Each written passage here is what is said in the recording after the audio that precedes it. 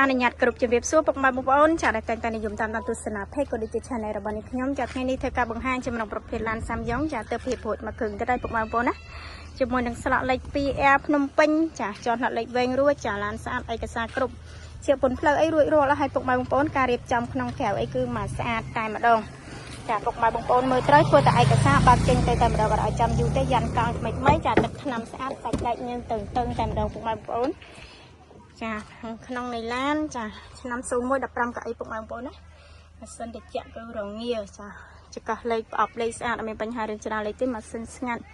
ចាចាប់អារម្មណ៍អញ្ជើញមើលបន្តបានសម្រាប់ទីតាំងគឺនៅភ្នំពេញពុកម៉ែបងប្អូនណាទីតាំងគឺនៅភ្នំពេញបាទមើលសាក់ស៊ីស្អាតពុកម៉ែបងប្អូនចា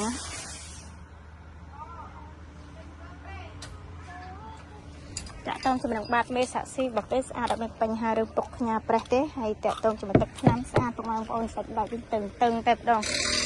ឡានស្អាតពុកម៉ែបងប្អូនណាចាប់អារម្មណ៍អញ្ជើញមើលបន្តបាន15កៅអីព័ត៌មានលម្អិតអាចតាក់ទងតាមរយៈលេខទូរស័ព្ទពីខ្សែខាងក្រោមវីដេអូបានពុកម៉ែបងប្អូន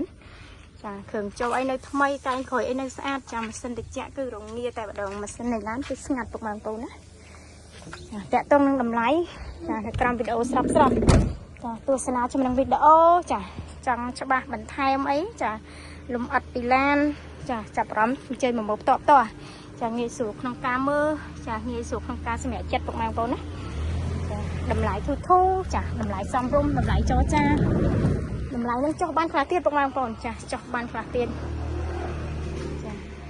ការរៀបចំតុបតែងងាយឯងក្នុងក្រៅគឺស្អាតរួចរាល់មញ៉េថាច់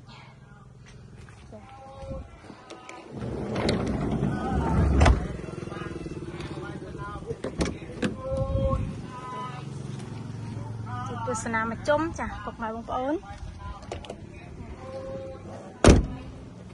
អរគុណច្រើនមែនទែនចាសម្រាប់ការតាមដានទស្សនាវីដេអូតាំងពីដើមរហូតដល់ចប់កុំភ្លេចជួយធ្វើការ like page ចាក៏ដូចជា subscribe channel ម្នាក់មួយដើម្បីទទួលបានព័ត៌មាន